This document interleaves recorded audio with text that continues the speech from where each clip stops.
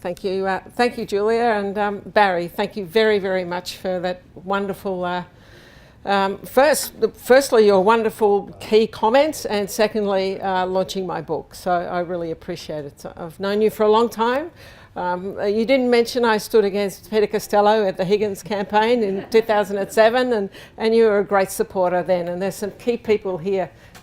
And great to see a lot of family and friends here as well. And for me, it's I've been in Canberra for 9 years, so for me it's a great pleasure to be having this opportunity to come back.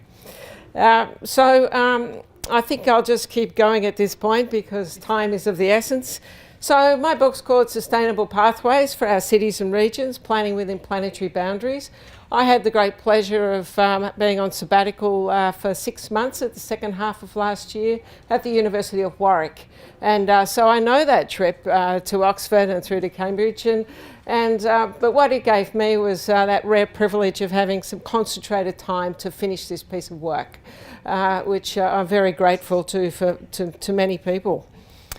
So I'm not sure how the slides start. Maybe I'll wave it. Oh, here. Oh, good. I've got a microphone and a mouse, so I think I can. Well, unless you want Alex to. No, actually, I'd rather be in control. That's a feature of me. Which one do I click? The left. Click with the left. That sounds good. There we are. Some stark facts. I'm going to go very global because that's the context. And part of the reason I'm doing this is to. We're not alone, whether it's Melbourne, Canberra, Sydney, in trying to grapple with many of the issues that I'm talking about. But then we'll come down to the local, and then hopefully a perfect introduction to Frank, who will speak very much about Melbourne. Having said that, many of you know that Melbourne is my city, and this is where I'm born and bred. I just happen to be in the crazy national capital at the moment, Canberra, but a wonderful city. There's actually 400,000 people who live in Canberra. We've got nothing to do with that hill up there. So, just remember that. They get offended every time they hear the reporter saying, and Canberra said this and Canberra said that. In fact, we didn't say that. Let's go back to the global. 900 million people living in poverty. That's a concern, right? Only getting bigger. 900 million. And a third of the urban residents in Asia and the Pacific without access to adequate shelter, safe drinking water and sanitation. I don't know about you, but when I go overseas in Indonesia and various countries, and when I come back, the privilege we have of turning on the tap and it's clean water always strikes me as just an amazing privilege that we have that many, many people in the world do not have. And one would hope that we're working to change that.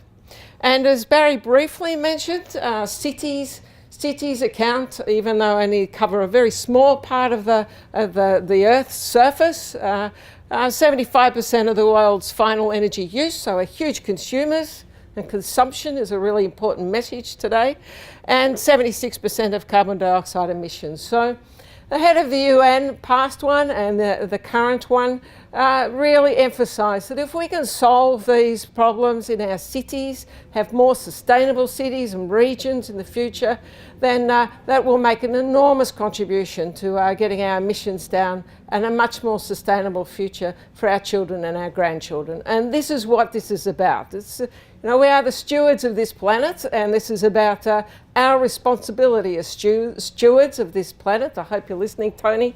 Stewards of this planet to leave a much better place. Persistent challenges. Despite all the global action through the UN and a lot of innovative and positive action at local council level, right across the world, in fact, not just in Australia, we still have multiple forms of poverty, growing inequalities and environmental degradation. So we are going backwards, right? So we need to be thinking about much more carefully as a community discussing, and it's fantastic this opportunity tonight, about what these pathways can be. And then just finally is the big picture, the UN Sustainable Development Goals. It might surprise you that the Australian government has signed on to these. You might not have seen much evidence of action on these. And if you really have a boring time one night, have a read of the report that the Australian government tabled at the UN this year in June, and how we are doing just wonderfully, remarkably well on all these goals in this country, which, you know, it clearly is not the case. I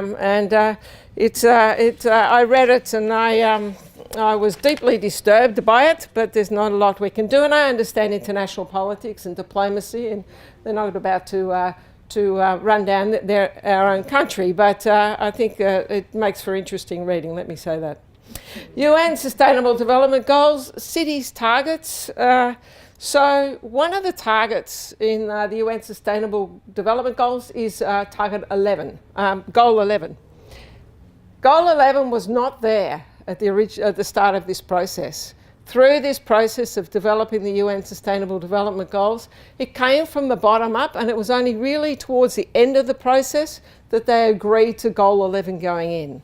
Why is this? Because it doesn't fit those sectoral things that Barry was talking about. It's not water, it's not clean air, it's not transport, but it's cities, and it's that spatial dimension where cities, where it all comes together and it's all connected together. That's the complex challenge that we face. And anyway, the good story is that finally they got up. And so to have it recognised by the UN in the UN Sustainable Development Goals is a great plus, in my view. And then the other very global concept I'll share with you, and I'm not an expert in this, and you probably think, what on earth is Barbara talking about here? Planetary boundaries. So there's a group of leading scientists, really led by the Stockholm Resilience Centre, that are looking at the kind of thresholds that we have in this planet, and looking at carbon, water, biodiversity, air quality, a whole range of factors. And really looking at as we grow as a world, as we grow from, as Barry mentioned, 7 billion to nearly 10 billion by 2050, how are we going to leave a more sustainable planet? And they're starting to show that we're starting to cross some of those thresholds already at that planetary level. But when we looked at it carefully, and Will Staffen was the co-author of Chapter 2, was head of the ANU Climate Change Institute, is now on the National Climate Council, if you follow their work, and internationally very well known, was you can't actually downscale these Earth systems, but maybe what you can do is have every city across the globe use these planetary boundaries, these different planetary boundaries, as almost an environmental health check for every city. So you can imagine if every city in the world, or even just in this country, considered all those factors in their plans, their towns, regional towns, and Frank in his part of the world, then we would definitely have a more sustainable future. What does all this mean at the local level? So in my book, I looked at a small city and a large city in the global south, and the same in the global north. And I apologise, Melbourne isn't there, but I will come to Melbourne, and Frank will definitely come to Melbourne. But in the north, I looked at Copenhagen, and I was privileged to spend some time at the university there, and New York, and I spent some time with Columbia University. And in the south, I looked at Kuala Lumpur and Canberra. Canberra, I chair the Climate Change Council, it's where I'm based, so my university was funding it, so very interested in Canberra. And of course it's our national capital, and it's a medium-sized city. Kuala Lumpur is a classic Asian city. I didn't want a perfect city, I wanted a city that was struggling with all the challenges that Asian cities are going through with rapid urban growth. So I looked at those 4 cities, interviewed 24 leaders around the world, and also considered, you'll find Melbourne featuring in the book, because Melbourne's doing some very good things, but as you can see from those 2 slides, it also has its challenges as well. I do know Melbourne well, and I keep reading you're the most livable city in the world, and please don't shoot me down. I love this city. But if you're living on the urban fringe of Melbourne, and I'm sure Frank will talk about this, it's not so livable anymore. And so somehow some things have not gone as planned. And a whole range of reasons which we can workshop and talk about. Very, very conscious of this now. And because the inequality, which is a theme today, not just environmental degradation, but the inequality between inner and outer, not just in Melbourne, but our other big cities, is only getting larger. And it is a line that I use a few times in my book. A divided society is no basis for a sustainable future. And this is within cities, but also between cities increasingly. Well, we have our problems, but some places have really big problems. And, but also they have innovation. And I really like this slide because, this is in Mumbai, all sorts of issues you can think about with urbanisation. I won't go into the detail, but you can see if you look carefully, there's the whole laundry service, the innovation that's happening there in the slum area, providing that washing for the city, innovation within a city, good or bad. We can talk about it, but it does give you an idea of the challenges that are there for some of our big cities. Our cities are now globally exceeding 20 million people. We talk about this country at 25 million. Greater Jakarta is over 20 million. Greater Shanghai is over 20 million. And there's quite a few cities that are exceeding that point now. These cities will only get bigger, but the question is that the way we need to go in the future? And the question for this country is a much more intelligent and informed discussion than we've had from some leaders recently, that moving a government department to Tamworth or wherever, for example, is an answer to our spatial development pattern in this country. We need a much more informed discussion, and if we have that, I think that we could start to seriously consider about the future of regional cities in this country. But only if we have that informed discussion. And of course, the Fabian Society is a perfect institution to contribute to that. What are the challenges? Extreme events, climate change. A lot of my work's in cities and climate change, both internationally and domestically. And we have our fair share. We can't really mention the word nationally at the moment. I emailed 4 leading professors at ANU on Tuesday and said, what is our national policy on climate change, please? Because I'm struggling to explain it at the moment, and it's just like a black hole. So it's really embarrassing internationally right now, let alone what's happening in this country. But if we don't deal with this, these things will only get bigger. The fact that the drought is not being connected to climate change, current climate change, is just living in a fool's paradise in my view. So, and so I think that I agree with the comment that was made before by Barry. Labor, and I'm showing my own political bias here, but Labor needs to be on the front foot on this issue at the next election. The farmers are coming out about this issue. The people in cities are coming out about this issue. The water crisis is causing people to think about it very much across the country. People are living in coastal towns concerned about sea level rise. All these issues point to one direction: we need action on climate change, and we need it now. So there's my little mantra for tonight in my speech. But you've got to understand that people who have been arguing this for the last 10 years are actually exhausted, scientists particularly, and they need your support. They actively need your support out there. So a renewable future. This is where the smart money is. Don't read the front press. This is where it's happening, switching across globally. And also with that, companies, Lloyd's Bank is not going to invest in a coal mine anymore. There's all these changes that are occurring. So there are positive things. And I put this up because I've talked about some of the challenges, but I want to talk about the future now. A renewable future. You may not be able to see, there's a small solar panel up there, right? What's this got to do with Melbourne? Well, it's got a lot to do with Melbourne, because the reason that small solar panel there is 2 young guys from Melbourne who went to northern India and said, how can we help transform the lives of these people who have no electricity? So it's not going from one form to another, but none.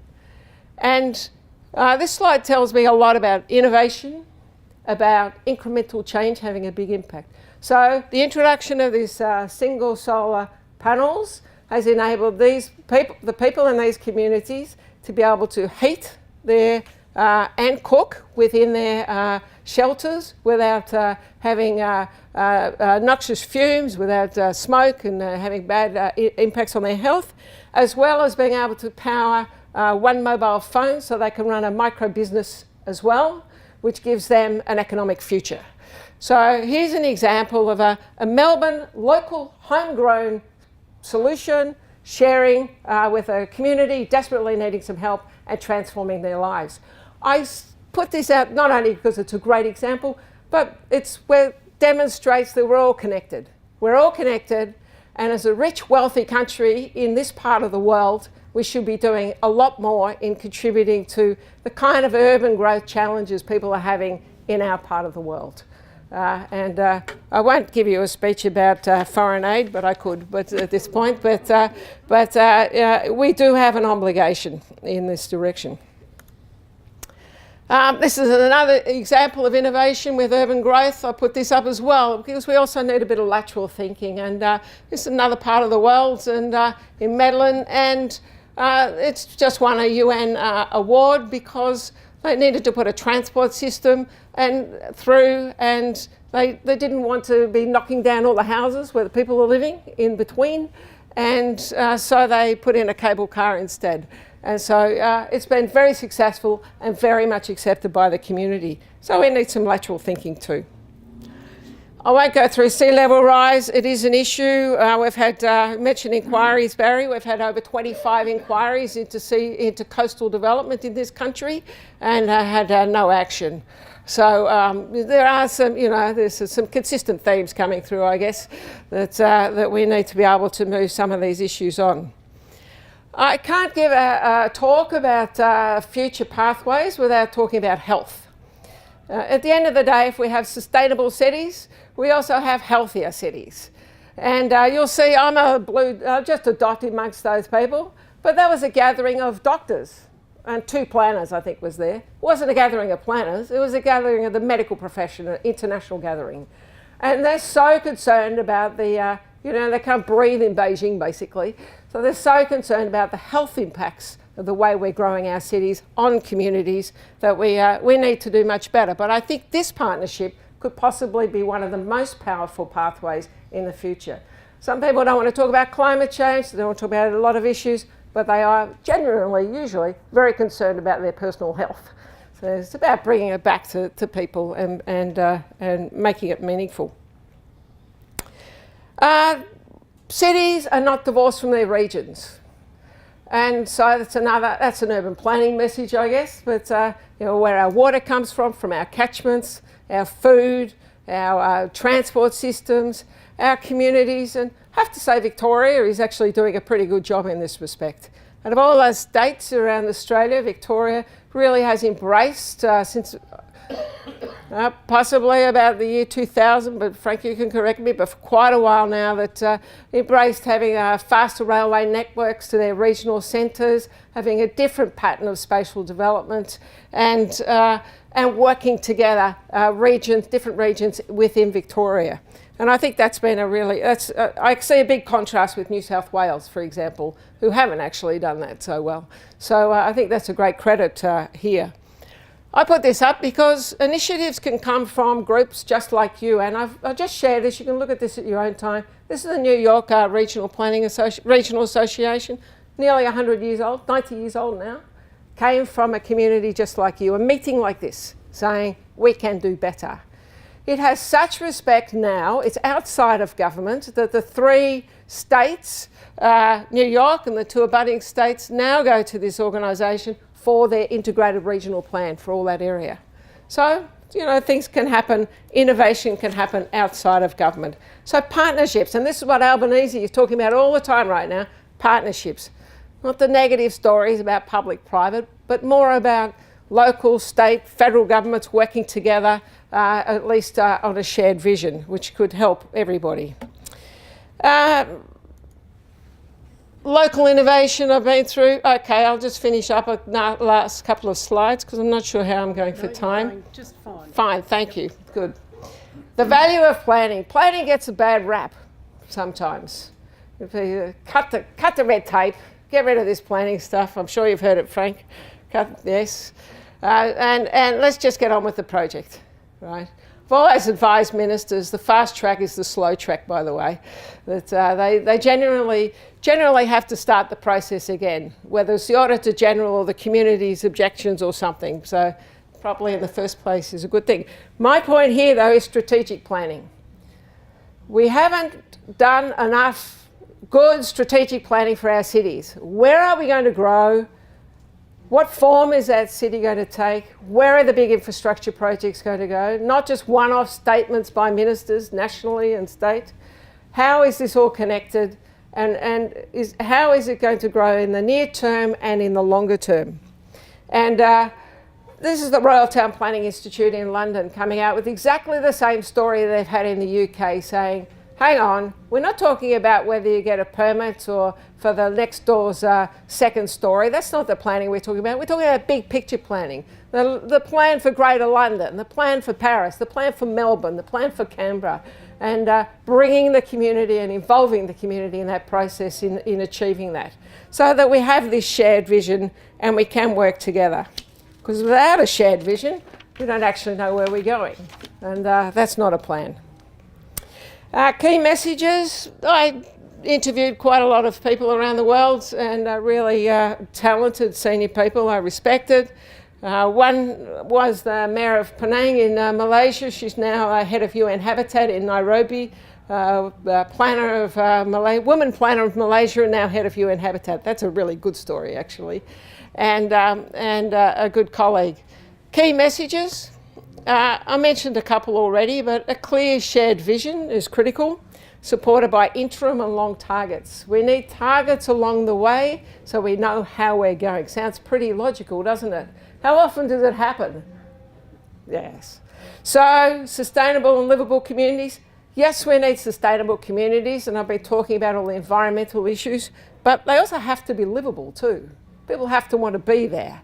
So if we're going to build in high fire risk areas, we don't want to be living in bunkers underground. So we need to think about that very carefully.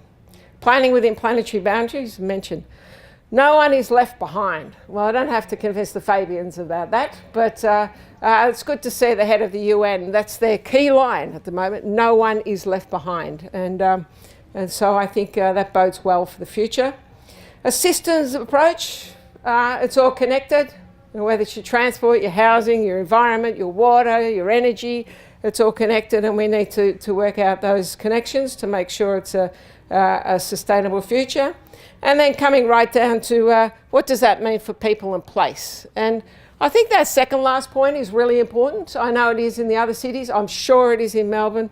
If we increase urban density, the quality and supply of public open space is even more important.